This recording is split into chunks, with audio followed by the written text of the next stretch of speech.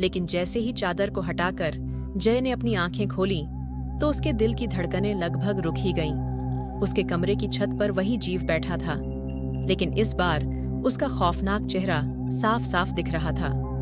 वो जीव एक भयानक राक्षस की तरह दिख रहा था।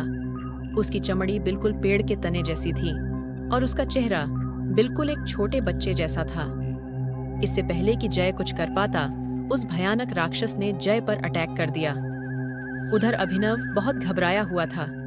जब उसके पापा ने उसके घबराहट की वजह पूछी तो उसने अपने पापा को पूरा किस्सा बताया कि उनके साथ पिछली रात क्या हुआ था।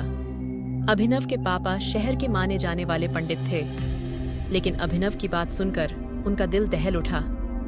उन्हें समझ आ गया कि उनके बेटे अभिनव और उसके दोस्त जय के ऊपर मुंजा का साया आ चुका है। उन्होंने बताया कि मुंजा एक ऐसा असुर है जो एक बार पीछे पड़ जाए तो पीढ़ियों तक पीछा नहीं छोड़ता। जब कोई बच्चा अपने मुंडन के 10 से 14 दिन के बीच किसी वजह से मर जाता है तो उसकी आत्मा मुंजा बन जाती है। मुंजा एक गुस्से से भरे बच्चे की तरह होता है और पीपल के पेड़ पर रहता है, और अगर कोई उस पीपल के पेड़ से छेड़खानी करे तो वह उस इंसान के पीछे पड़ जाता है। उन्होंने उसी वक्त अभिनव और जय को लेकर उस पेड़ के पास जाने का डिसीजन लिया।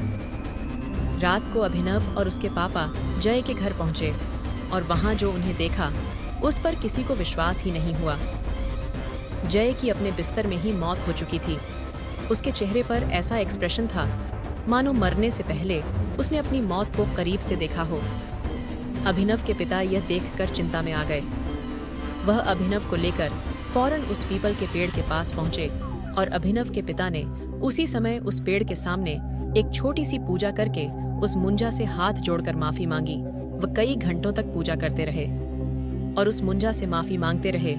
जैसे ही सूर्य उदय हुआ वो दोनों अपने घर वापस आ गए। उस दिन के बाद से अभिनव को कभी वो मुंजा नहीं दिखा, लेकिन अभिनव ने अपने सबसे करीबी दोस्त को खो दिया था।